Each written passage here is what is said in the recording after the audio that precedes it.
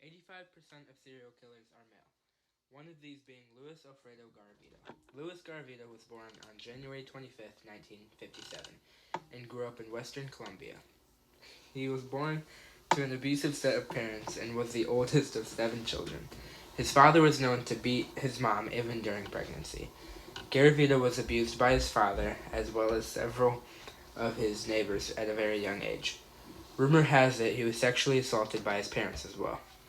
With all the abuse, he also never received any kind of affection from his mother.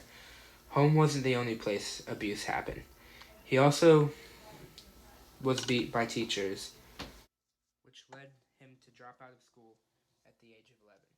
It's likely that due to all the abuse, he developed many mental issues, which led him to become a serial killer.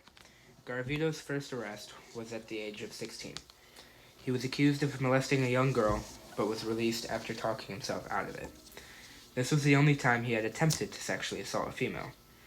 Garavito struggled to keep a job and ignore his sexual fantasies throughout the 70s, which led him to continuously go back to areas of Colombia that were known for child sex trafficking. At this point, he had acquired an addiction to alcohol.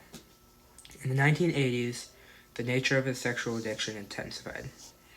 Garavito's victims were young boys that were from the ages of 6 to 16. They oftentimes had lighter skin and eyes. Garavito looked for boys from poor families because he was less likely to be caught.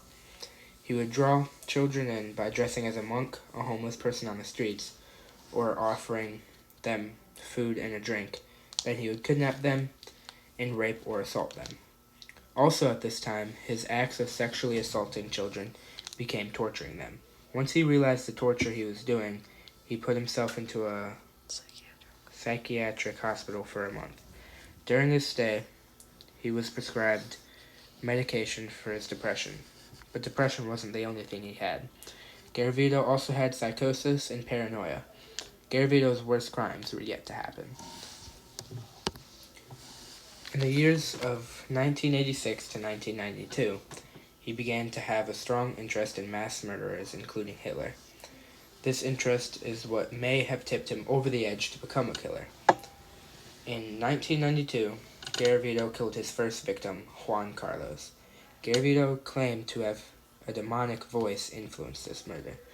When Juan's body was found by police, officers saw that Juan's teeth were knocked out and his genitals appeared to have been cut off. 6 days later, Garavito struck a 12-year-old boy as well. A few months after this, Garavito moved to Bogota. This is when his crimes intensified. He started keeping track of his murders in a journal, and it is believed he murdered multiple boys in a day. Garavito started filling bags of trophies. These trophies were limbs of the boys he murdered.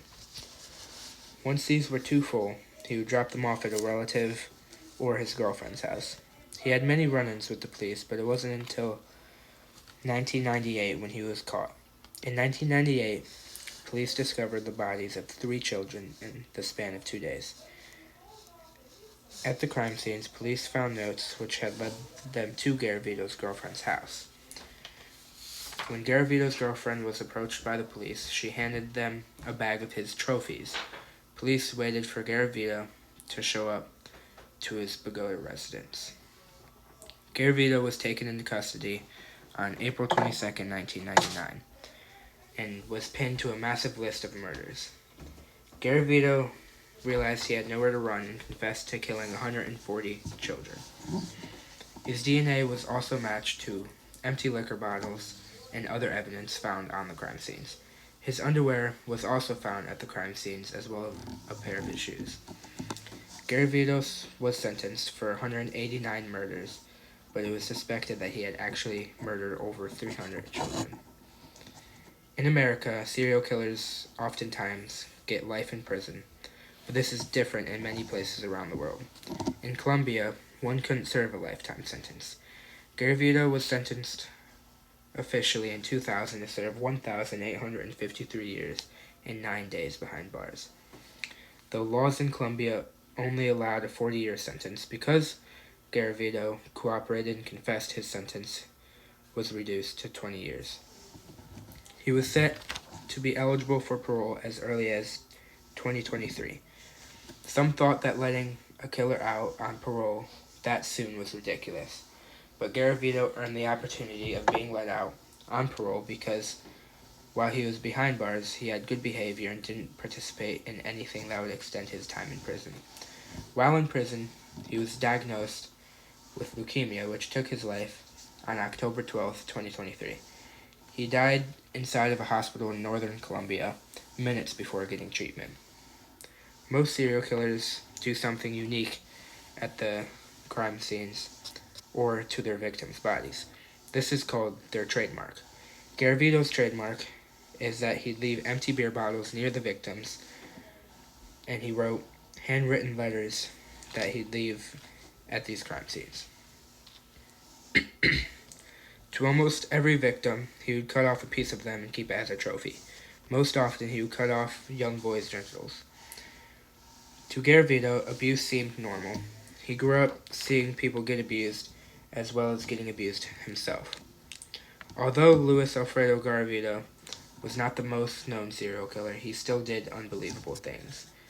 There have been many different movies and miniseries released about his murders and time spent behind bars.